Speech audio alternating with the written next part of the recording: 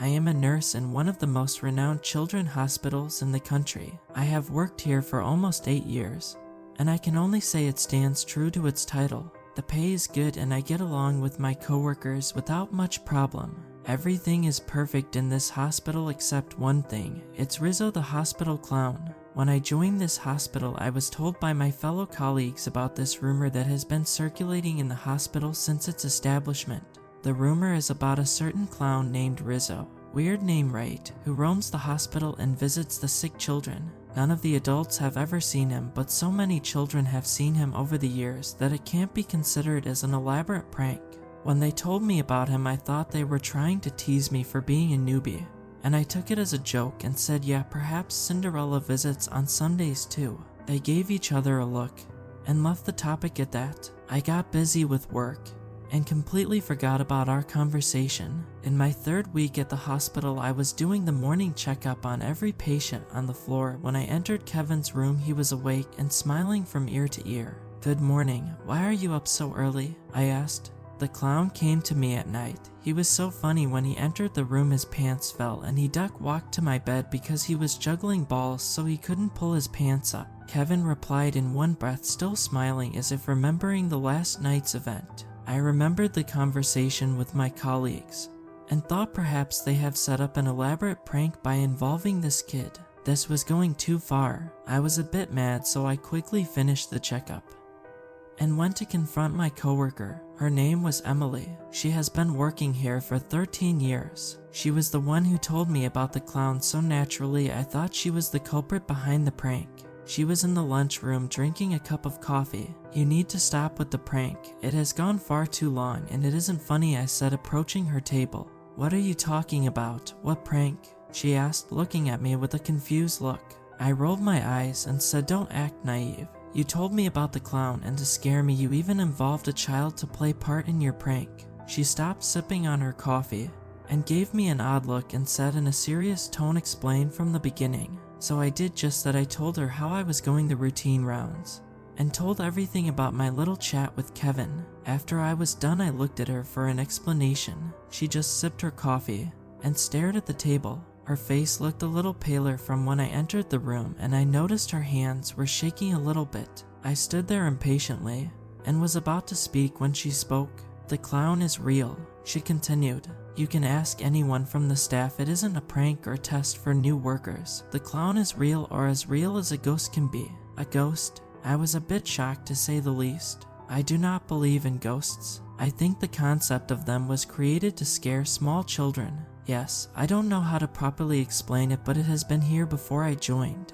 No one knows who he is or where he came from. All I know is he can be seen by children only. We have tried to capture him in CCTV, but there has been no evidence of a clown in any footage. He visits patients randomly. We can't figure out any pattern in his visitations. He visits the patient, makes them laugh, talks to them and leave. So he is just a friendly clown that entertains children while they are sick. What a friendly ghost, I said jokingly. So it seems, replied Emily. But we always pray that no child ever see that damn clown. Why? She took a deep breath and looked me in the eyes and said he is the harbinger of death. Whenever he visits someone, the patient dies within 2 days of seeing him. So all of us pray none of the patients ever see him. But now he has made an appearance. Poor Kevin. It took a moment for me to understand what she was saying. So you are saying Kevin will die within 2 days? She nodded. You know, I almost believed your story. But now I know you are full of it. We just successfully removed his appendix. There is no real threat to his life.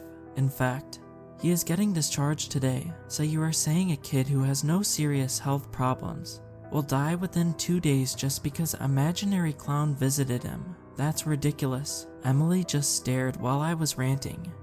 And when I finished, she got up and left the room. While passing me, she said, you will realize soon enough. I stood there for a minute and then left the room to continue my work. Just to make sure, I visited Kevin's room and checked on him again. He was doing perfectly fine and was eager to go home. At 1 p.m. he was discharged from the hospital, and the next day he was dead. His mother had gone to the supermarket for groceries while his dad was at work. He was watching YouTube on his phone when she left. When she returned, she called him to help her with carrying the groceries to the kitchen. But he never answered. She went to her room and saw him lying on his bed. She called him again, but didn't stir. She rushed to check on him, but he wasn't breathing. She called the ambulance, but it was too late. The paramedics declared him dead. I was beyond shocked when I learned about this news. He was doing well. When he left yesterday, I inquired about his cause of death. Apparently, the cause of his death was unknown. While I was still processing the information, I came across Emily. From the look of your face, I guess you have heard about Kevin's death. I already warned you this was going to happen, but you didn't believe me. I was getting angry as she spoke as if she was the reason Kevin died. If she hadn't told me about the clown, Kevin would still be alive. I looked up and was about to yell at her when I looked at her face and realized she wasn't trying to be mean. She was sad as well. She continued, "This is your first time, right? I have seen dozens of these deaths throughout my career, and I was unable to stop them even when I knew about them, so I know how you are feeling.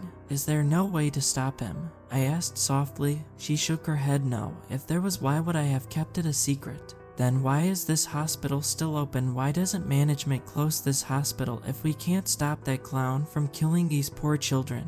I asked a bit angrily. Because Rizo only appears in front of 3 to 4 children in a year. As you know, this is one of the best children's hospitals in our country. We save thousands of lives every year. If we shut down, what will happen to them? Setting up this kind of hospital will take a lot of time and money, and still there is no guarantee that Rizo will not follow to the new hospital. She replied, "Then we should forcefully shut the hospital down. We should inform the media, or at least parents of these children. If they know, nobody will bring their child to the hospital, and then the clown will never appear." I said desperately, "Did you believe me when I told you about the clown?" She asked. I was silent. "You didn't. Same will happen if we try to inform the world. No one is going to believe it. I mean, a clown no one can see except children, and they die after seeing it. People will think it is just a publicity stunt to attract people's attention towards the hospital." She continued, "Besides, some of these children require expert medical treatment which only we can offer. So some parents may bring their child even if they know about the clown just to save their child." I stood there as I knew she was correct. I have seen some of these children who will die if they were not in our hospital. I was feeling helpless. I was not sure what should I do. "You should try to save as many of these children as you can. The clown will take a few, but you should try to focus on the patients you have saved through your work.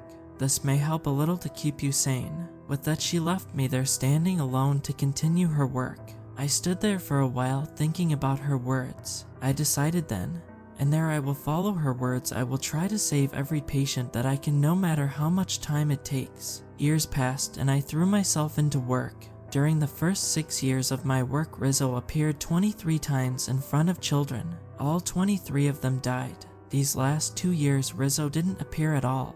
Me and everyone else thought he had left for good, but all of our hopes were shattered today. There were 283 patients in hospital rooms last night. He appeared in all of them.